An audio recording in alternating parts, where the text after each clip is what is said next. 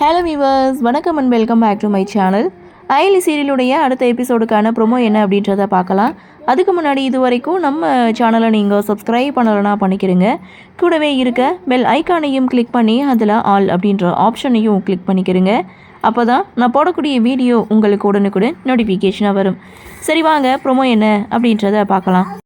உதய பெருமாளோட மூத்த பையன்தான் சிவா அப்படின்றது நிரூபிக்க முடியாமலே போகுது. இதனால் சிவா அயலி 2 பேரும் வீட்டை விட்டு வெளியில் போகிறாங்க.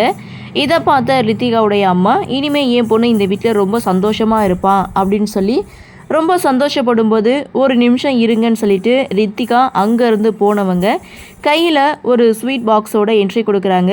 எல்லாருக்கும் ஸ்வீட் கொடுத்து சந்தோஷப்படுறாங்க. அவங்க வெளியில் போயிட்டாங்கன்னு இப்போ சந்தோஷமாக ஸ்வீட் சாப்பிட்ற.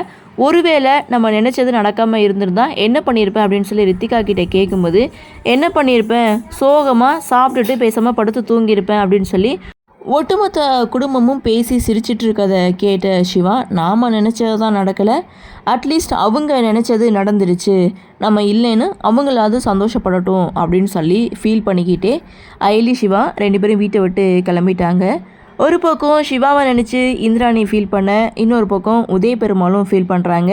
ஏன்னா சிவா தன்னுடைய பையன்தான் அப்படின்னு தெரிஞ்சும் அவங்க எதுவுமே செய்யாமல் சைலண்ட்டாக இருக்குது ரொம்ப கஷ்டமாக தான் இருக்குது. ஸோ இருந்தாலும் என்ன நடக்குது, என்ன மாதிரியான சுவாரஸ்யத்தோடு கதைக்கள நகர்வை கொண்டு வராங்க அப்படின்றத நாமளும் பொறுத்திருந்து பார்க்கலாம்.